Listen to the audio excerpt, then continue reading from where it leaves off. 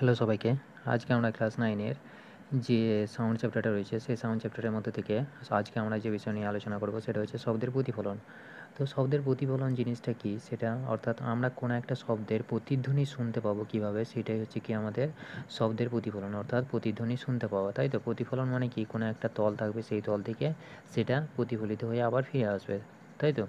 তাহলে এই যে প্রতিফলিত অর্থাৎ শব্দের যে প্রতিফলন, সেই জিনিসটা আমাদেরকে জানতে হবে। তো প্রতিফলন মানে বুঝতে পারছি যে সেটা কী হবে, শব্দটা আমি শুনতে পাবো, তাই তো? অর্থাৎ আমি শব্দটা করলাম, করার পরে সেটা আবার কী হবে, আমার কানে ফিরে আসবে, তাই তো? তাহলে আমি ধরে নাও এই জায়গা থেকে শব্দটা করলাম, এখানে কি রয়েছে, প্রতিফলক তল রয়েছে। এটা কী হবে, প্রতিফলিত মানে এই শব্দটা গেল আপাতিত হলে প্রতিফলক তলের উপর, তাহলে সেটা কী হবে, আবার রিটার্ন হয়ে আমার কাছে ফিরে আসবে। তাহলে আমি প্রতিধ্বনি শুনতে পাবো, তাই তো? তাহলে সেটাই হচ্ছে কি প্রতিফলন। তো এটা হচ্ছে কি একটা শব্দের ধর্ম। তো শব্দের যে ধর্মটা রয়েছে, তাহলে এই যে একটা বস্তু থেকে কী হলো, শব্দটা উৎপন্ন হলো, শব্দটা উৎপন্ন হয়ে কী হচ্ছে সেটা আবার আমরা শুনতে পাচ্ছি কয়েক সেকেন্ড পর, তাই তো? অর্থাৎ এই যে শব্দটা আমি কতক্ষণ পর্যন্ত শুনতে পাবো বা কত সেকেন্ড পর আমি তার প্রতিধ্বনি শুনতে পাবো, সেটা হচ্ছে কি আমার প্রতিফলন, ঠিক আছে? অর্থাৎ আমরা যদি একটা বদ্ধ ঘরের মধ্যে আওয়াজ করি, তাহলে কি প্রতিধ্বনি শুনতে পাই? শুনতে পাই না, তাই তো? তার মানে কি আমার নির্দিষ্ট একটা টাইম লাগবে, তাই তো? অর্থাৎ এই যে প্রতিফলন হওয়ার জন্য কতগুলো শর্ত আমাদেরকে নিতে হবে, সেই শর্তগুলো পালিত হবেই তবেই আমার মানে কী পাবো, আমরা প্রতিধ্বনি শুনতে পাবো। তাহলে এই শর্তগুলো কী কী আমরা দেখে নেব। প্রথম হচ্ছে যে শর্তগুলো রয়েছে, সেই শর্তগুলোর মধ্যে প্রথম শর্তটা হচ্ছে কি যে এই যে প্রতিফলক তলটা রয়েছে, অর্থাৎ যে তল দিয়ে শব্দটা প্রতিফলিত হবে, সেই প্রতিফলক তলটাকে অবশ্যই বড় হতে হবে কার তুলনায়, এই যে শব্দ তরঙ্গটা যাচ্ছে সেই শব্দ তরঙ্গের যে লেন্থটা রয়েছে সেই লেন্থের তুলনায়, অর্থাৎ যে ওয়েভলেন্থ অফ সাউন্ড রয়েছে, অর্থাৎ এই যে শব্দ তরঙ্গ যেটা রয়েছে সেই শব্দ তরঙ্গের থেকে অবশ্যই বড় হতে হবে কাকে, প্রতিফলক তলটিকে, তাই তো? তাহলে প্রতিফলক তলটিকে বড় হতে হবে, প্রতিফলক তলটি কী হবে, বড় হতে হবে, ঠিক আছে? তলটিকে বড় হতে হবে, বড় হতে হবে কার তুলনায়, এই যে শব্দ তরঙ্গ যাচ্ছে অর্থাৎ তরঙ্গদৈর্ঘ্যের শব্দের যে তরঙ্গদৈর্ঘ্য রয়েছে সেই তরঙ্গদৈর্ঘ্যের থেকে বড় হতে হবে। কাকে বড় হতে হবে, প্রতিফলক তলটিকে বড় হতে হবে, ঠিক আছে?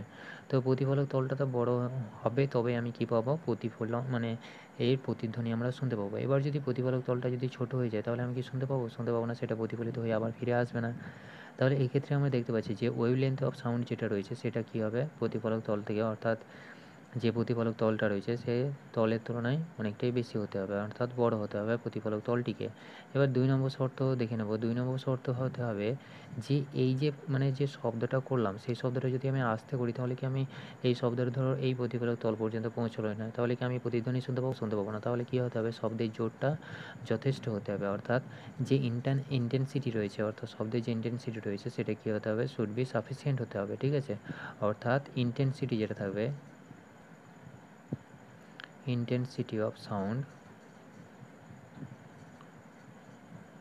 should be sufficient, ঠিক আছে? অর্থাৎ শব্দের যে জোরটা থাকবে, শব্দের জোর বেশি হতে হবে, ঠিক আছে? শব্দের জোর বেশি হতে হবে তবে আমি কি পাবো, প্রতিফলন পাবো, ঠিক আছে? অর্থাৎ প্রতিধ্বনি শুনতে পাবো। এরপরে আমরা দেখে নেবো যে 3 নম্বর শর্তটা কী হচ্ছে। 3 নম্বর শর্তটা হচ্ছে কোনো একটা শব্দের প্রতিধ্বনি শুনতে গেলে পরে এই ধরো এই একটা শব্দ কী হচ্ছে, আমি পাঠাচ্ছি, কোথায় পাঠাচ্ছি, প্রতিফলক তলে পাঠাচ্ছি, সেটা আবার কী করছে, প্রতিফলন হচ্ছে, প্রতিফলন হওয়ার পরে সেটা আবার আমার কাছে ফিরে আসছে, তাই তো?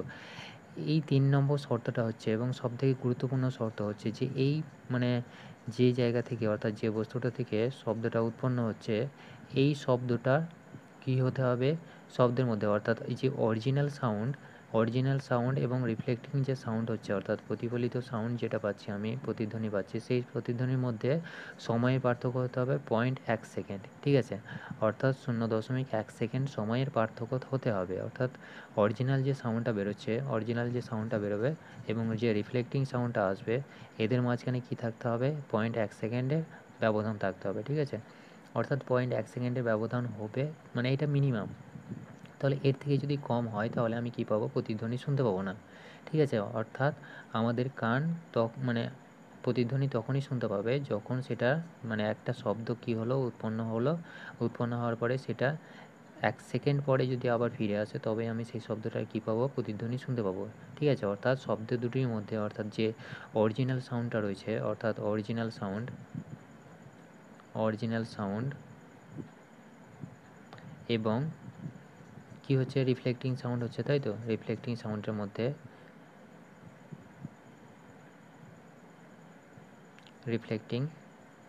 সাউন্ডের মধ্যে সময়ের পার্থক্য কত হবে? 0.1 সেকেন্ড সময় হতে হবে। অর্থাৎ শব্দের যে মানে এই 1 সেকেন্ড সময়টার পার্থক্য থাকতে হবে, তবেই আমরা কী পাবো? প্রতিধ্বনি শুনতে পাবো। ঠিক আছে? তাহলে মানুষের কান কী করবে? একটা মানে দুটো শব্দকে আলাদা আলাদাভাবে তখনই মানে শুনতে পাবে, কখন শুনতে পাবে? যদি ওই শব্দ দুটির মধ্যে 0.1 সেকেন্ড সময় মানে পার্থক্য থাকে। ঠিক আছে? অর্থাৎ দুটি শব্দ ধরে নাও, এই যে শব্দটা ধরে নাও এইটা মানুষ। ঠিক আছে? এই মানুষটা কী করলো? একটা শব্দ উৎপন্ন করলো। ঠিক আছে? অর্থাৎ শব্দটা উৎপন্ন করলো, তাহলে এই শব্দটা কী হলো? একটা প্রতিফলক তলে যাচ্ছে। তাহলে এই যে মানুষটা, এই কান, আমাদের যে কানটা রয়েছে সেটা কী করে? শব্দ গ্রহণ করে, তাই তো? তাহলে মানুষের কান কী করবে? দুটি আলাদা আলাদাভাবে শব্দ তখনই শুনতে পাবে যখন ওই শব্দ দুটির মধ্যে পার্থক্য, অর্থাৎ এই যে শব্দটা গেল, ধরে নাও এইখান থেকে রিফ্লেক্ট হয়ে এই শব্দটা এলো। ঠিক আছে? অর্থাৎ মানুষের কান দুটি আলাদা শব্দ তখনই মানে আলাদা করতে পারবে যখন ওই যে শব্দটা, অর্থাৎ এটা ধরে নাও আমার প্রথম শব্দ, এটা হচ্ছে দ্বিতীয় শব্দ। তাহলে এই যে প্রথম এবং দ্বিতীয় মানে শব্দ দুটোর মাঝখানে সময়ের পার্থক্য অর্থাৎ সময়ের ব্যবধান কত হতে হবে? 0.1 সেকেন্ড। ঠিক আছে? তবেই আমরা কী করতে পারবো? অর্থাৎ মানুষ শব্দ দুটিকে আলাদাভাবে পার্থক্য করতে পারবে। তাহলে এর থেকে যদি কম হয়ে যায় তখন কী হবে? শব্দের আর পার্থক্য খুঁজে পাবে না। তাহলে তোমরা যখন একটা বদ্ধ ঘরের মধ্যে সবাই মিলে চেঁচাও তখন কী করো? কী হয়? তোমাদের কি শব্দটা তোমরা নিজেরা কি প্রতিধ্বনি শুনতে পাও? শুনতে পাও না, তাই তো? তাহলে এই যে শব্দটা কেন শুনতে পাচ্ছি না? কারণ আমার যে কানের মানে মানুষ কী করে? দুটো শব্দকে আলাদাভাবে তখনই মানে চিহ্নিত করতে পারবে যখন তার মধ্যে অর্থাৎ রেসটা যেটা রয়েছে, শব্দের রেস অর্থাৎ শব্দের যে ব্যবধানটা রয়েছে সেটা কী হতে হবে? 0.1 সেকেন্ড হতে হবে। তবেই সে কী করবে? আলাদা করতে পারবে। আমাদের ব্রেন আলাদা করতে পারবে শব্দ দুটিকে। ঠিক আছে? তাহলে এই যে আমরা যখন হল ঘরের মধ্যে থাকছি তখন কী হচ্ছে? হল ঘরের মধ্যে থাকার কারণে সবাই মিলে যখন একসঙ্গে আওয়াজ করছি তখন কী হচ্ছে? এই যে মানে 1 সেকেন্ডের তুলনায় কী হচ্ছে? অনেকটাই কম লাগছে, তাই তো? অর্থাৎ সেকেন্ডটা আমাদের যে কানের মধ্যে শব্দটা আসছে সেটা কী হচ্ছে? 0.1 সেকেন্ডের থেকে অনেক কম, তাই তো?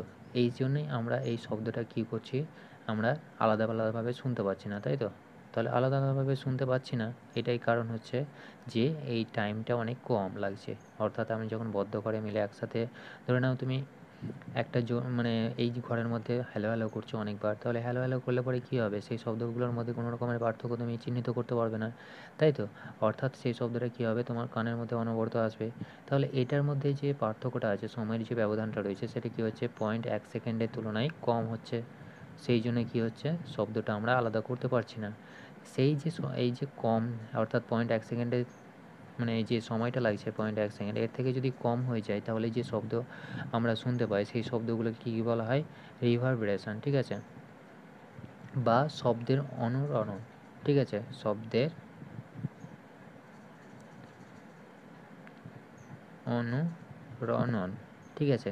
বা রিভারবেরেশন। ঠিক আছে? রিভারবেরেশন। তাহলে এই যে এটা কী পেলাম? যখন এটা কী হচ্ছে? একটা আরেকটার শব্দের মধ্যে পার্থক্য কী হচ্ছে? 0.1 সেকেন্ডের তুলনায় কম হচ্ছে। ঠিক আছে? যদি 0.1 সেকেন্ডের তুলনায় কম হয় তখন কী হবে? একটা আরেকটা শব্দের সঙ্গে কী হবে? ওভারল্যাপ করবে, তাই তো? অর্থাৎ একটা আরেকটার সঙ্গে কী হবে? একটা আরেকটার সঙ্গে মানে একটা আরেকটার উপর চেপে যাবে, তখন আমরা কী করতে পারবো? আলাদা করতে পারবো না। সেই জন্যই কী হচ্ছে? এই যে আমরা পাচ্ছি সেটা কী হচ্ছে? রিভারবেরেশন হচ্ছে। ঠিক আছে? অর্থাৎ যে শব্দটা যদি মানে দুটি শব্দের মধ্যে সময়ের পার্থক্য 0.1 সেকেন্ডের তুলনায় কম হয় তখন সেটা যে শব্দটা আমরা পাবো সেটা হচ্ছে কি? শব্দের অনুরণন। ঠিক আছে? বা রিভারবেরেশন। তাহলে এইটা তো আমরা বুঝলাম। তাহলে এটা হচ্ছে কি? মানে প্রতিফলনের নিয়ম, অর্থাৎ প্রতিফলন হওয়ার শর্ত। ঠিক আছে? এবার প্রতিফলনের যে সূত্র দুটি রয়েছে সেই সূত্রগুলি আমরা দেখে নেব। তো প্রতিফলনের সূত্র এবং লাইটের সূত্র প্রায় একই রকম। তো প্রথমে দেখে নেব যে সূত্র। ঠিক আছে? সূত্রগুলো হচ্ছে, প্রথম সূত্রটা যেটা বলছে সেটা হচ্ছে কি? ধরে নাও এইটা একটা মানে এই মানুষ একটা রয়েছে, ঠিক আছে, বা কোনো একটা যেখান থেকে আমার শব্দ উৎপন্ন হচ্ছে কোনো একটা পদার্থ সেটা, এবং একটা প্রতিফলক তল রয়েছে, ঠিক আছে। অর্থাৎ প্রথম যে সূত্রটা বলছে সেই সূত্রটা কি হচ্ছে, সূত্রটা হচ্ছে যে এই যে মানে আপাতিত শব্দ তরঙ্গ, অর্থাৎ এই দ্বারা কী হচ্ছে, শব্দ আপাতিত হচ্ছে এবং প্রতিফলিত হচ্ছে কোথা থেকে, এই প্রতিফলক তল দ্বারা প্রতিফলিত হচ্ছে, ঠিক আছে। অর্থাৎ এই যে শব্দর আপাতিত এবং প্রতিফলিত হওয়ার পরে বা প্রতিষ্ঠিত হচ্ছে সেইগুলো কি হবে, এবং যে বিন্দুতে প্রতিফলিত হচ্ছে, ঠিক আছে, অর্থাৎ এই শব্দটা ধরে নাও এদিক বরাবর এই জায়গাটাতে আপাতিত হলো, আপাতিত হওয়ার পরে সেই শব্দটা কী হচ্ছে, ফিরে আসছে, ঠিক আছে। অর্থাৎ আমরা একটা নির্দিষ্ট পয়েন্ট পাচ্ছি, সেই পয়েন্টে কী হচ্ছে, শব্দটা আপাতিত হচ্ছে, তাই তো। তাহলে এই যে আপাতিত এবং প্রতিফলিত এবং যে বিন্দুতে আপাতিত হচ্ছে সেগুলো কী হবে, একই তলে থাকবে, ঠিক আছে। সেগুলো কী হবে, একই সমতলে থাকবে, একই সমতলে থাকবে। এটাই হচ্ছে আমাদের প্রথম সূত্র, ঠিক আছে, একই সমতলে থাকবে। কোনগুলো থাকবে, আপাতিত শব্দ তরঙ্গ, আপাতিত শব্দ তরঙ্গ, আর একটা কী হবে, প্রতিফলিত শব্দ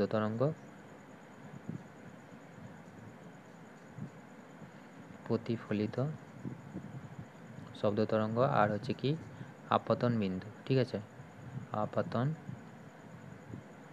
বিন্দু। এগুলো কোথায় থাকবে, সেগুলো এই যে আপতন বিন্দুর উপর যে অঙ্কিত অভিলম্ব, যদি আমি একটা অঙ্কিত অভিলম্ব করি তাহলে কী হবে, আপতন বিন্দুতে অঙ্কিত অভিলম্ব কী হবে, একই সমতলে থাকবে, ঠিক আছে। তাহলে আশা করি বুঝতে পেরেছো প্রথম যে সূত্রটা আমরা বলছি সেগুলো কী হচ্ছে, এই যে এই যে পুরো সিস্টেমটা যেটা ঘটছে সেটা কী হবে, একটাই সমতলে ঘটবে, ঠিক আছে। অর্থাৎ এই যে কোনো একটা শব্দ কী হলো, আপাতিত হলো, সেটা কী হচ্ছে, প্রতিফলিত হয়ে আবার আমার কানে আসছে, তাই তো। তাহলে এই যে এটা কী হতে হবে, একই হতে হবে, ঠিক আছে। আর 2 নম্বর সূত্রটা হচ্ছে যে আপাতন কোণ, এবং এই যে আপাতন কোণ এটা ধরো নাও শব্দ এই দিক বরাবর গেল, তাহলে এই যে কোণটা এবং এই কোণটা কী হবে, সমান হবে, ঠিক আছে। অর্থাৎ আপাতন কোণ এবং প্রতিফলন কোণ, আপাতন কোণ ও প্রতিফলন কোণ কী হবে, প্রতিফলন কোণ সমান হবে, ঠিক আছে, সমান হবে। তাহলে আমরা কি দেখেছি যে অবিলম্বের সঙ্গে কি করবে, আপাতন কোণটা যদি এটা আই হয় তাহলে এটা হবে আর, তাহলে আই সমান কি হবে, আই সমান হবে আর, ঠিক আছে। এটাই হচ্ছে আমাদের দ্বিতীয় সূত্র। তাহলে এটা হচ্ছে আমাদের কি 2 নম্বর সূত্র, এটা হচ্ছে কি 1 নম্বর সূত্র। তাহলে আমরা দুটো সূত্র পেয়ে গেলাম। তাহলে এটাই হচ্ছে কি আমাদের প্রতিফলনের সূত্র। তাহলে আমরা দেখে নেব তাহলে বাতাসের শর্ত, ঠিক আছে, বা প্রতিফলন হওয়ার জন্য বাতাসের মধ্যে শর্ত কী। তাহলে এই যে মিডিয়ামগুলো রয়েছে, অর্থাৎ আমরা কি জানি বাতাসের মধ্যে শব্দের বেগ কত হয়, 340 মিটার পার সেকেন্ড, তাই তো। তাহলে 340 মিটার পার সেকেন্ড হলো আমার কি বাতাসের শব্দের বেগ। তাহলে এই যে বাতাসে প্রতিফলিত হতে গেলে পরে কোনো একটা শব্দ, সেই শর্তগুলো কি কি হতে হবে, আমরা কি জানি প্রতিফলিত হতে গেলে কি হতে হবে, তাদের সময়ের ব্যবধান হতে হবে শব্দ দুইটির মধ্যে, অর্থাৎ অরিজিনাল সাউন্ড এবং রিফ্লেক্টিং সাউন্ডের মধ্যে সময়ের ব্যবধান কত হতে হবে, 0.1 সেকেন্ড, তাই তো। তাহলে এইটাই হচ্ছে কি আমাদের শর্ত। তো এবার ধরে নাও কোনো একটা মানুষ রয়েছে এই জায়গাটাতে, ঠিক আছে, সে কী করলো, একটা শব্দ উৎপন্ন করলো, ঠিক আছে। সেই শব্দটা কোথায় গেল, এই প্রতিফলক চলে গেল, দিয়ে আবার সেটা রিফ্লেক্ট হয়ে ফিরে এলো। তখন কি দেখতে পেলো যে সেটা প্রতিধ্বনি ঠিকঠাকভাবে শুনতে পাচ্ছে না, ঠিক আছে। তাহলে এই যে এইটাকে কী করলো, আর এই জায়গাটায় রেখে দিল, ঠিক আছে। এরপরে দেখতে পাচ্ছে যে এই যে প্রতিধ্বনিটা রয়েছে, অর্থাৎ রিফ্লেক্ট হয়ে যে শব্দটা এলো সেটা কি হচ্ছে, ঠিকভাবে শুনতে পাচ্ছে, অর্থাৎ প্রতিধ্বনিটা ঠিকভাবে কানে আসছে, ঠিক আছে। তাহলে এই যে কানে আসছে, সেই কানে আসছে, তাহলে আমরা কি দেখতে পাচ্ছি যে একটা নির্দিষ্ট দূরত্ব পর্যন্ত কি হচ্ছে, সেটাকে রাখা হচ্ছে, সেই দূরত্বতে কি হচ্ছে, সেটা আমরা রিফ্লেক্টিং যে সাউন্ডটা আছে সেটা আমরা শুনতে পাচ্ছি, তাই তো। তাহলে এই ডিস্ট্যান্সটা কত হতে পারে, এটা আবার তোমাদের মনের মধ্যে হয়তো প্রশ্ন আসতে পারে যে কত ডিস্ট্যান্সের মধ্যে রাখলে পরে সেটা কি হবে, আমরা শব্দটা রিফ্লেক্ট পাবো, অর্থাৎ শব্দের প্রতিধ্বনি শুনতে পাবো। তাহলে এবার আমরা দেখে নেবো যে কী হচ্ছে, আমরা কি জানি বাতাসের শব্দের বেগ জানি, আর টাইমটা কত হতে হবে, টি সমান হতে হবে আমার 0.1 সেকেন্ড, তাই তো। তাহলে এবার দেখো এই ধরে নাও এই জায়গাটায় মানুষটা ছিল, সে কী করলো, শব্দ উৎপন্ন করলো, দিয়ে এই আমি একটা নির্দিষ্ট নয়, একটা নিয়ে নিলাম যে এই জায়গার থেকে কী হচ্ছে, শব্দটা প্রতিফলিত হচ্ছে, ঠিক আছে। তো এবার শব্দটা কী হলো, গেল, গিয়ে কী হচ্ছে আবার রিফ্লেক্ট হয়ে ফিরে আসছে, তাই তো? তাহলে শব্দটা গেল আবার রিফ্লেক্ট হয়ে ফিরে আসছে। তাহলে এই যে শব্দটা গেল এবং রিফ্লেক্ট হয়ে ফিরে আসছে, তাহলে এইটা ক্ষেত্রে দেখো যে আমি যদি ডিস্ট্যান্স ডি ধরে নিই, তাহলে কী হচ্ছে একবার যাচ্ছে ডি যাচ্ছে, তারপরে আবার কী হচ্ছে ডি ফিরে আসছে, তাই তো? তার মানে কি ডিস্ট্যান্স হয়ে যাচ্ছে আমার কি ডি প্লাস ডি, তাই তো? সমান হচ্ছে কি 2D হয়ে যাচ্ছে। তাহলে এক্ষেত্রে আমরা কী পাচ্ছি, ডিস্ট্যান্স আমার 2D পাচ্ছি। তাহলে আমরা দেখো তো একটা আমরা কী রিলেশন জানি, ডিস্ট্যান্স সমান আমরা কি জানি, ডিস্ট্যান্স সমান হচ্ছে কি ভি ইন্টু টি, তাই তো? তাহলে এই ক্ষেত্রে যদি আমি টিটা বার করে নিই, বা আমরা কি জানি ডিস্ট্যান্স সমান টাইম ইন্টু ভ্যালোসিটি, তাই তো? Time into velocity, time into velocity, তাই তো? তাহলে এক্ষেত্রে আমার ডিস্ট্যান্স কত হচ্ছে 2D হচ্ছে, তাহলে 2D বসিয়ে দেবো। আর টাইমটা কত আমার 0.1 সেকেন্ড, তাই তো? ইন্টু ভ্যালোসিটি কত, শব্দের বেগ বাতাসে 340, তাই তো? তাহলে এক্ষেত্রে আমার ডিটা কত বেরোবে দেখো। তাহলে ডিটা যদি আমি বার করি তাহলে কত হচ্ছে 0.1 ইন্টু 340/2। তাহলে এক্ষেত্রে আমি যদি কাটাকাটি করি তাহলে কত হবে, এক্ষেত্রে কাটাকাটি করলে আমার দেখো এখানে কত হচ্ছে, তাহলে এটা হচ্ছে 17 দুগুণে 34, 0.1 ইন্টু 170, তাই তো? তাহলে আমি কী পাবো 17 মিটার। তাহলে এই যে 17 মিটারটা পাচ্ছি এটা কি, তাহলে এটা হচ্ছে কি শর্ত, কিসের শর্ত, বাতাসের মধ্যে, অর্থাৎ বাতাস মিডিয়ামটা যদি আমার এয়ার মিডিয়াম হয়, তাহলে এয়ার মিডিয়ামে শব্দ রিফ্লেক্ট হওয়ার জন্য রিফ্লেক্টিং যে সাইডটা মানে যেটা তলটা আমি নেব, অর্থাৎ প্রতিফলক তলটা আমি যেটা নেব সেটার মধ্যে দূরত্ব কত হতে হবে, 17 মিটার হতে হবে, ঠিক আছে? অর্থাৎ 17 মিটারের নিচে যদি আসে তখন আমরা কি পাবো, অর্থাৎ 17 মিটারের থেকে যদি আমি কম দূরত্বে রাখি তাহলে কি পাবো, আমি সেই শব্দটার প্রতিধ্বনি শুনতে পাবো না, ঠিক আছে? তাহলে এটা কি হচ্ছে শর্ত, তাহলে আমার কি হচ্ছে টাইমটা কত হতে হবে বাতাসের মধ্যে 0.1 সেকেন্ড হতে হবে, এবং ডিটা কত হতে হবে 17 মিটার হতেই হবে। 17 মিটারের থেকে যদি কম হয় তাহলে আমরা সেই শব্দটা শুনতে পাবো না, ঠিক আছে? এই যে আমাদের ব্রেনের মধ্যে যে সময় ধরে এই যে শব্দটা মানে ক্রিয়া করতে পারে, সেই ক্রিয়া করার শব্দটাকে আমার কি বলা হয়, সেই শব্দটাকে বলা হয় পারসিস্টেন্স অফ হিয়ারিং, ঠিক আছে? অর্থাৎ যে সময় ধরে আমাদের মস্তিষ্কে বজায় থাকছে, তাহলে এই যে 0.1 সেকেন্ড ধরে কি হচ্ছে আমাদের ব্রেনের মধ্যে বজায় থাকছে, তাই তো একটা সাউন্ড, তাহলে এই যে সময়টা সেই সময়টাকে কি বলা হয় পারসিস্টেন্স অফ হিয়ারিং, ঠিক আছে? পারসিস্টেন্স অফ হিয়ারিং, ঠিক আছে? তাহলে এইটা তোমাদের আছে, দেখবে পড়ে নেবে, ঠিক আছে? তাহলে এটা হচ্ছে কি বাংলাটা হচ্ছে শ্রুতি নির্বন্ধ সময়, ঠিক আছে? যে সময়কাল ধরে মস্তিষ্ক মানে শব্দটাকে বজায় রাখে বা রেসটা যতক্ষণ ধরে চলে সেই সময়টাকে কী বলা হয় পারসিস্টেন্স অফ হিয়ারিং, ঠিক আছে? তো এরপরে এই যে এটা রয়েছে, এটা তো আমরা বাতাসের মানে বাতাস মাধ্যম যখন ছিল, অর্থাৎ বাতাসের মধ্যে রিফ্লেক্টিং সাইডটা অর্থাৎ যে তলটা রয়েছে সেই তলটাকে কতটা দূরত্বে রাখতে হবে সেটা আমরা দেখলাম। এবার যদি জল মাধ্যম থাকতো, তাহলে জল মাধ্যম যদি থাকতো তাহলে কী হতো, অর্থাৎ জল মাধ্যমে শব্দের প্রতিধ্বনি আমরা কখন শুনতে পাবো, জলের মধ্যে, ঠিক আছে? তো জলের মধ্যে প্রতিধ্বনি, ধরে নাও এটা একটা জলের মধ্যে কী হচ্ছে একটা শব্দ, ধরে নাও এটা একটা জলের মাধ্যম, ঠিক আছে? তো জলের মাধ্যমে কী হচ্ছে একটা শব্দ, ধরে নাও এই জায়গা থেকে কোনো একটা মাছ বা কোনো একটা ধরে নাও ডুবুরি, ঠিক আছে? সে কী করলো, কিছু শব্দ করার পরে সেটা কতটা দূরত্ব গিয়ে, ধরে নাও এই জায়গাটাতে আমি কী করেছি একটা প্রতিফলক তল রেখেছি, ঠিক আছে? তাহলে কী হচ্ছে এ কী করবে, মানে শব্দ কী হলো আপাতিত হলো প্রতিফলক তলের উপর, তাই তো? সেটা কী হলো আবার প্রতিফলিত হয়ে ফিরে আসছে। তাহলে এই যে কতটা দূরত্ব, আমরা কি জানি শব্দের মধ্যে যে বেগটা থাকে, ঠিক আছে? শব্দের বেগ জল মাধ্যমে শব্দের বেগ কত হয় 1440 মিটার পার সেকেন্ড, ঠিক আছে? তাহলে এইটা আমাদেরকে মনে রাখতে হবে খালি। তাহলে এটা আমি কি পাচ্ছি 1440 মিটার পার সেকেন্ড পাচ্ছি জল মাধ্যমের ক্ষেত্রে, ঠিক আছে? মিডিয়ামটা যখন ওয়াটার হচ্ছে, ঠিক আছে? আর আমার কি জানি যে শব্দ আমরা আলাদাভাবে তখনই মানে প্রতিধ্বনি তখন শুনতে পাবো যখন টাইমটা হবে 1 সেকেন্ড, ঠিক আছে? 0.1 সেকেন্ড। তাহলে এবার বলো যদি আমার ডিস্ট্যান্স আমার কতটা দূরত্ব হতে হবে, মানে জল মাধ্যমের ক্ষেত্রে দূরত্ব কত হতে পারে বা আমরা দেখে নেব কত হবে। তাহলে ধরে নিলাম যে এই একটা ডিস্ট্যান্স ডি রয়েছে, ঠিক আছে? তাহলে এটা কি হচ্ছে, এই ডিস্টেন্স ডি পর্যন্ত গিয়ে আবার ফেরত আসছে, তখন আমি কি করছি, প্রতিধ্বনি শুনতে পাচ্ছি, তাই তো? তাহলে সেটা কি পাচ্ছি, আমি প্রতিধ্বনি শুনতে পাচ্ছি। তাহলে এক্ষেত্রে ডিস্টেন্স কত হবে বলো, ডি প্লাস ডি, তাই তো? তাহলে 2D হচ্ছে, একবার যাচ্ছে একবার আসছে, তাহলে এক্ষেত্রে একই সেম পদ্ধতি। তাহলে 2D সমান আমি কি জানি, ভ্যালোসিটি ইন্টু টাইম, তাই তো? টি ইন্টু ভি সমান কত হচ্ছে আমার 1440 ইন্টু টি কত আমার 0.1 সেকেন্ড, তাই তো? তাহলে ডি সমান আমার কত বেরোবে, 1440 ইন্টু 0.1/2, তাই তো? তাহলে এটাকে কাটাকাটি করো, তাহলে কত হবে 7 2, তাই তো?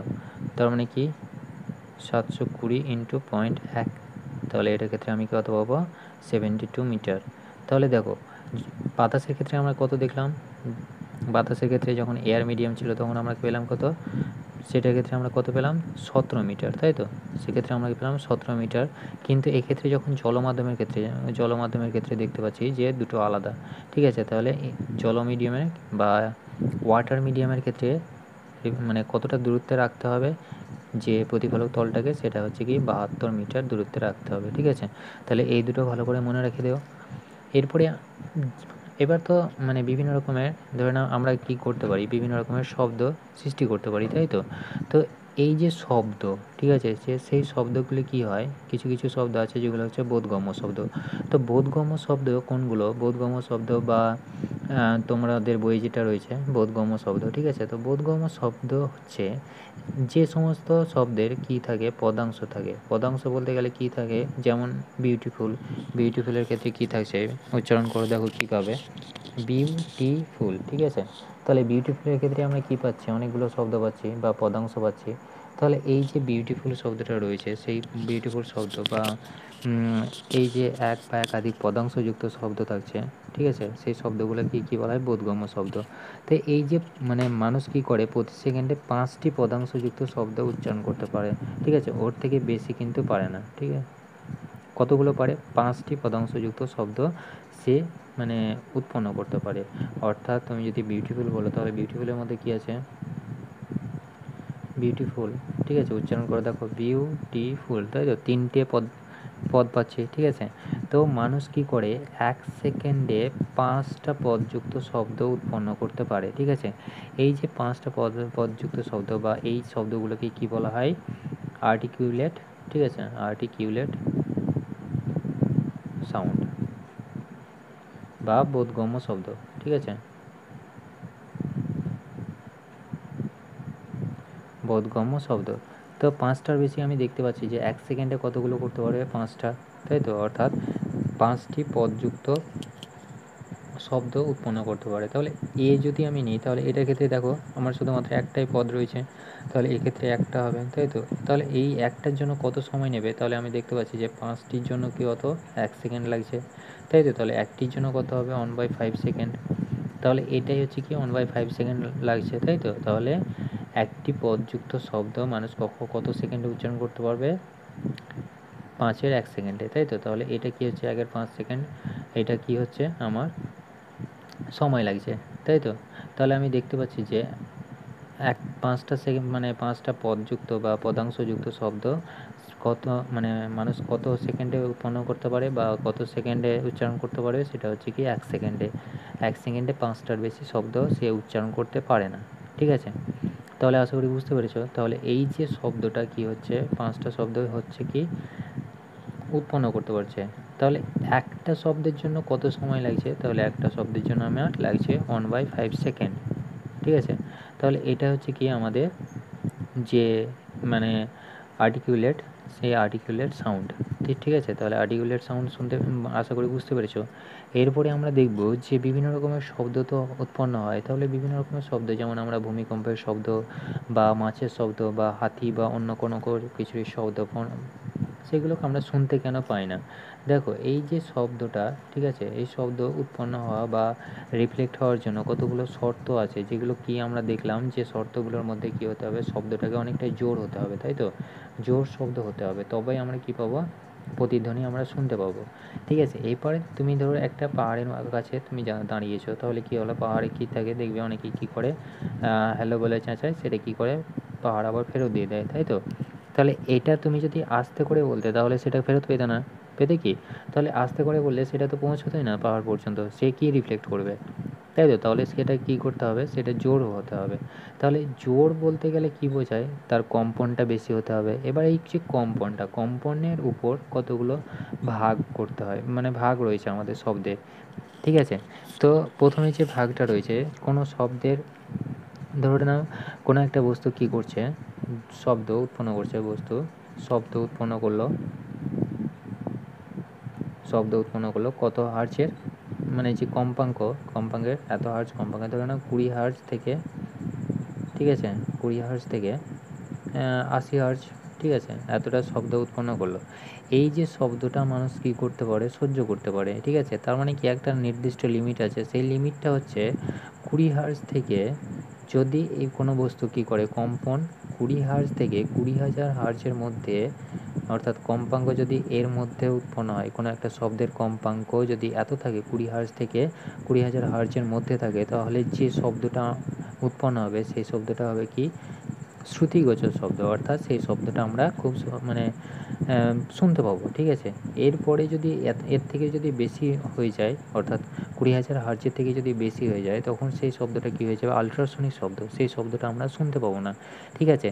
তো এইগুলো কী হয়, বিভিন্ন রকমের বক্স টক্স কিংবা বিভিন্ন তোমাদের কথাবার্তা বলার সময় কী হয়, আমরা এত কম্পাঙ্কের মধ্যেই শব্দটা আমরা শুনতে পাই, সেই জন্য এটাকে কী বলা হয়, শ্রুতিগোচর, ঠিক আছে? শ্রুতিগোচর শব্দ বা অডিয়েবল, ঠিক আছে, অডিয়েবল সাউন্ড। তো অডিয়েবল সাউন্ড আশা করি বোঝা গেছে। তো কত হতে হবে, 20 হার্জ থেকে 20,000 হার্জের মধ্যে। এবার বেশি হয়ে গেলে কি হবে, এই 20,000 হার্জের থেকে যদি বেশি হয়ে যায়, মোর দ্যান 20,000 হার্জ, ঠিক আছে, অর্থাৎ কোনো বস্তু যদি 20,000 হার্জের থেকেও বেশি কম্পাঙ্কে শব্দ সৃষ্টি করে, তাহলে সেই শব্দটা আমরা কী পাবো, শুনতে পাবো না, ঠিক আছে? এই শব্দটাকে কী বলা হয়, আল্ট্রাসনিক শব্দ, ঠিক আছে, বা আল্ট্রাসনিক সাউন্ড, আল্ট্রাসনিক সাউন্ড বা শ্রবণোত্তর সাউন্ড। তো এই যে আল্ট্রাসনিক সাউন্ডটা, এই শব্দগুলো কে উৎপন্ন করতে পারে, বাদুড় কি, বাদুড় তো ব্লাইন্ড থাকে, তাই না? তাহলে আমরা কি জানি, বাদুড় যেটা থাকে, বাদুড় তো অন্ধ, তাহলে সে রাস্তা কি করে খুঁজে পায়, তাহলে বাদুড় তো অন্ধ, তাহলে সে কী করে, সে এই আল্ট্রাসনিক সাউন্ডটা উৎপন্ন করতে পারে। এই আল্ট্রাসনিক সাউন্ডের মধ্যে এতটা পরিমাণে এনার্জি থাকে যে শব্দটা যখন বেরোয় সেটা কী হয়, সামনে একদম সোজা বেরিয়ে যায়, ঠিক আছে? অর্থাৎ এই যে এই জায়গা থেকে ধরে নাও শব্দটা উৎপন্ন হলো, শব্দটা কী হবে, এইদিকেও বাঁকবে না, এদিকেও বাঁকবে না, এদিকেও বাঁকবে না, সেটা কী হবে, এতটা মানে এনার্জি থাকে এর মধ্যে, ক্ষমতা থাকে বা শক্তি থাকে, সেটা কি হয়, সোজা বেরিয়ে যাবে। এবার সোজা ধরে নাও বাদুড়টা কী হচ্ছে, এদিকে সামনে বরাবর এগিয়ে যাচ্ছে, ঠিক আছে? এবারে সোজা যখন এসে একটা শব্দ উৎপন্ন করছে, সেই শব্দটা কী হচ্ছে, সোজা বেরিয়ে যাচ্ছে। এবার সোজা বেরিয়ে গেলে এখানে যদি কোনো একটা ধরে নাও ওর শিকার যদি থাকে, তাহলে কী হবে, শিকারের দ্বারাই সেই শব্দটা কী হবে, রিফ্লেক্ট হবে, তখন সে বাদুড়টা চট করে ধরে ফেলবে যে ওই জায়গাতে আমার শিকার রয়েছে। তো এবার সে শিকার বা কোনো যদি বিপজ্জনক সংকেত দেখতে পায়, তাহলে কী হবে, সেটাকে সে সহজেই মানে ক্যাপচার করে নিতে পারবে, ঠিক আছে? তো এটা তো আমরা দেখলাম। এবার যদি 20,000 হার্জের থেকে কম হয়, তাহলে কী হবে, তাহলে 20,000 হার্জের থেকে কোনো একটা বস্তু ধরে নাও শব্দ সৃষ্টি হলো, সেই শব্দের কম্পাঙ্ক বা ফ্রিকোয়েন্সি যেটা হচ্ছে সেটা 20 হার্জের থেকে কম হচ্ছে, ঠিক আছে, অর্থাৎ 20,000 হার্জের থেকে কম হচ্ছে। তাহলে এটা যদি কম হয়, তাহলে যে শব্দটা আমরা কী করি, শুনতে পাই না, তাই তো? যদি কম হয় তাহলে সেই শব্দটা আমরা শুনতে পাবো না। তাহলে কোন কোন শব্দ, যেমন হাতি, ঠিক আছে, হাতি বা ভূমিকম্পের শব্দ কি আমরা শুনতে পাই? শুনতে পাই না। কেন শুনতে পাই না? কারণ হচ্ছে সে মানে এই যে হাতি বা ভূমিকম্পের ফলে যে কম্পাঙ্কের শব্দ উৎপন্ন হয়, সেই কম্পাঙ্কের শব্দটার যে কম্পাঙ্ক রয়েছে, সেই কম্পাঙ্কটা কত হার্জের মধ্যে থাকে, 20,000 হার্জের থেকে কম থাকে। সেই জন্যই আমরা কী করি, শব্দটা শুনতে পাই না, ঠিক আছে? তো এগুলো গেল কি, যেমন তোমার এই যে আল্ট্রাসনিক শব্দটা, এটা কে উৎপন্ন করতে পারে, আরেকটা হচ্ছে কি ডলফিন, ঠিক আছে, ডলফিন মানে ডলফিন, আর এটা হচ্ছে কি তিমি, ঠিক আছে? তাহলে তিমি মাছ আর ডলফিনের মধ্যে এটাই পার্থক্য যে ডলফিন আল্ট্রাসনিক সাউন্ড উৎপন্ন করতে পারে, কিন্তু আমাদের তিমি মাছ কী করে, আল্ট্রাসাউন্ড মানে এটা কী করে, 20,000 হার্জের থেকে কম সাউন্ড উৎপন্ন করতে পারে, ঠিক আছে। অর্থাৎ এই যে সাউন্ডটা উৎপন্ন করে সেটাকে বলা হয় শ্রবণের তর বা ইনফ্রাসনিক সাউন্ড, ঠিক আছে। এটাকে বলা হয় ইনফ্রাসনিক সাউন্ড। তো তোমাদের পরীক্ষাতে জিজ্ঞেস করবে এগুলোই, যে ইনফ্রাসনিক সাউন্ড কাকে বলা হয়, তাহলে কি বলবে, যে সমস্ত বস্তু মানে 20,000 হার্জের থেকে কম কম্পাঙ্কের শব্দ সৃষ্টি করতে পারে সেই সমস্ত সাউন্ডকে কি বলা হয়, ইনফ্রাসনিক সাউন্ড বলা হয়, ঠিক আছে। আর যে সমস্ত বস্তু কি করবে, কম্পাঙ্কটা 20,000 হার্জ থেকে, যে সমস্ত শব্দের কম্পাঙ্ক 20,000 হার্জ থেকে 20 হার্জ এর মধ্যেই থাকবে সেই সমস্ত শব্দগুলোকে কী বলা হয়, অডিয়েবল সাউন্ড, ঠিক আছে। আল্ট্রাসনিক সাউন্ড কোনগুলোকে বলা হয়, যে সমস্ত শব্দের কম্পাঙ্ক 20,000 হার্জের থেকে বেশি সেই সমস্ত সাউন্ডগুলোকে কী বলা হয়, আল্ট্রাসনিক সাউন্ড। এগুলো কেউ সৃষ্টি করে, মানে কে উৎপন্ন করতে পারে, সেগুলো হচ্ছে কি, যেমন বাদুড়, ডলফিন, ঠিক আছে। ইনফ্রাসনিক সাউন্ড কে উৎপন্ন করতে পারে, হাতি, ভূমিকম্পের সাউন্ড, তিমি মাছ, ঠিক আছে। এইগুলো কি উৎপন্ন করে, ইনফ্রাসনিক সাউন্ড, অর্থাৎ 20,000 হার্জের থেকে কম। তো এই যে সাউন্ডগুলো রয়েছে, আল্ট্রাসনিক সাউন্ডটা অনেকটাই ব্যবহার হয়েছে, ঠিক আছে, অনেক জায়গায় ব্যবহৃত হয়।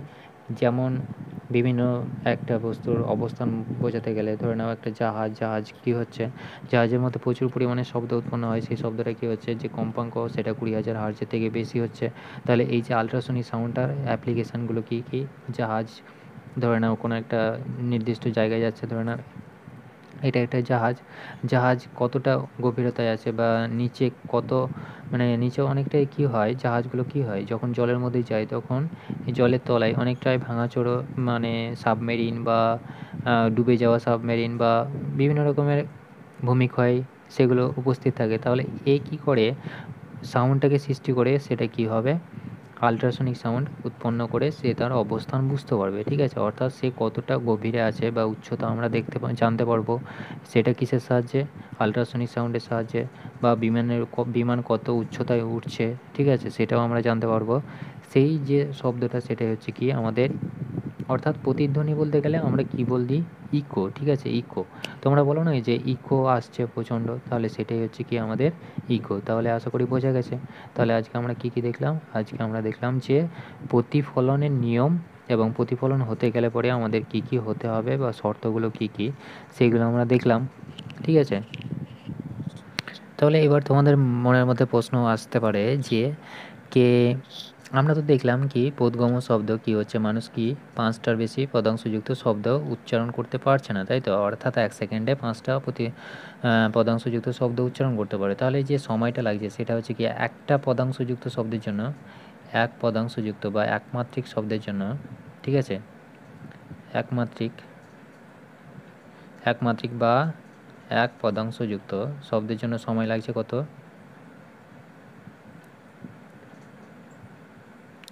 পদাংশযুক্ত শব্দের জন্য কি টাইমটা কত লাগছে, 1/5 সেকেন্ড, তাই তো। আমরা একটু আগে আলোচনা করলাম, তাহলে 1/5 সেকেন্ড লাগছে। তাহলে এবার তোমার মনের মধ্যে প্রশ্ন আসতে পারে যে এই যে একমাত্রিক বা এক পদাংশযুক্ত শব্দের জন্য, অর্থাৎ এই যে এক পদাংশযুক্ত শব্দটার আমি প্রতিধ্বনি কত, মানে প্রতিধ্বনি আমি কিভাবে শুনতে পাবো, তাই তো। অর্থাৎ আমার প্রতিফলক তলটাকে কতটা দূরত্বে রাখলে পরে আমি এক পদাংশযুক্ত বা একমাত্রিক শব্দের প্রতিধ্বনি শুনতে পাবো, ঠিক আছে। তাহলে এটাই মানে মনের মধ্যে আসতে পারে। তাহলে একই নিয়ম, ধরে নাও এখানে তুমি রয়েছো, ঠিক আছে, তুমি কি করলে এক পদাংশযুক্ত বা এটা কি হচ্ছে এক পদাংশযুক্ত, তাহলে এটা তুমি জোরে চেঁচালে তাহলে সেটা কি হবে, সেটার প্রতিধ্বনি তুমি শুনতে চাইছো, ঠিক আছে। তাহলে কি হতে হবে, আমরা প্রতিধ্বনি শুনতে তখন পাবো যখন তোমার সেই বলার জোরটা অনেকটাই বেশি হবে, তাই তো। ধরে নাও এই জায়গাটায় রয়েছে একটা প্রতিফলক তল, তাহলে এই কি করছে, এই তোমার শব্দটা এলো, এসে কি হচ্ছে, প্রতিফলিত হয়ে সে আবার ফেরত যাচ্ছে, তাই তো। তাহলে আমার টাইমটা আমি কি দেখলাম, 1/5 সেকেন্ড। বাতাসের বেগ কত, বাতাসের বেগ আমি জানি 340 মিটার পার সেকেন্ড, তাই তো। এখানে কি হচ্ছে, ডি আমি যদি ডিস্টেন্স ধরে নিই, মানুষ, তোমার এবং যে প্রতিফলক তলটা রয়েছে তাদের মাঝখানে যে ডিস্টেন্স যদি আমি ডি ধরে নিই, তাহলে এখানে কি পাবো আমি, যাওয়া আসা মানে কি হচ্ছে D plus D, total distance হচ্ছে 2D, তাই তো। তাহলে একই সমীকরণে বসে দাও, তাহলে 2D সমান কত হচ্ছে, ভি ইন্টু টি। তাহলে এটা ক্ষেত্রে আমরা কি পাবো, 340 ইন্টু ডিটা কত হচ্ছে 1/5, টিটা 1/5, তাহলে এখানে আমি কি পাবো, ডি সমান আমি কি পাবো 340 ইন্টু 1/5 বাই কত হচ্ছে 1/5/2, ঠিক আছে। তাহলে এটা আমি পেয়ে গেলাম কি, ডিস্টেন্স পেয়ে গেলাম, তাই তো। তাহলে এতটা ডিস্টেন্সে রাখতে হবে আমার, সেটাকে এটাকে কাটাকাটি করলে কত পাবো, আমি এটাকে কাটাকাটি করলে 17/170/5, ঠিক আছে। তার মানে কত হবে 3 5 15, 3 5 15, আর এখানে কত আছে 2 20, তার মানে 4 5 20, তাহলে এটা হচ্ছে কত 34। তাহলে এত মিটার দূরত্বে আমাকে কি করতে হবে, রাখতে হবে। তাহলে এক পদাংশযুক্ত শব্দের উচ্চারণ বা উচ্চারণ শুনতে গেলে পরে বা প্রতিধ্বনি শুনতে গেলে পরে তাহলে সেটাকে কতটা দূরত্বে রাখতে হবে তাদের মধ্যে, বা মাঝখানের দূরত্ব হতে হবে কত 34 মিটার, ঠিক আছে। তাহলে আশা করি বুঝতে পেরেছো। তাহলে 34 মিটার দূরত্বে রাখতে হবে, তবেই আমি কি পাবো, পদাংশ মানে সেই শব্দটা শুনতে পাবো, ঠিক আছে। তো আশা করি বুঝতে পেরেছো। তাহলে এইরকমভাবে যদি দুটো পদাংশযুক্ত শব্দের হয় তাহলে এখানে কি হবে, এখানে শুধুমাত্র 2/5 হয়ে যাবে, তিনটের জন্য কত হবে 3/5, চারটের জন্য কত হবে 4/5, পাঁচটের জন্য হবে 5/5 সমান 1, তাই তো। তাহলে এরকমভাবে আমাদেরকে সমস্যার সমাধানগুলো করতে হবে, এবং আমরা এখান থেকে আমরা জানতে পারবো, অর্থাৎ যে ডিস্ট্যান্সটা সেটা আমরা এখান থেকে খুব সহজেই বার করে নিতে পারবো। তো থ্যাংক ইউ।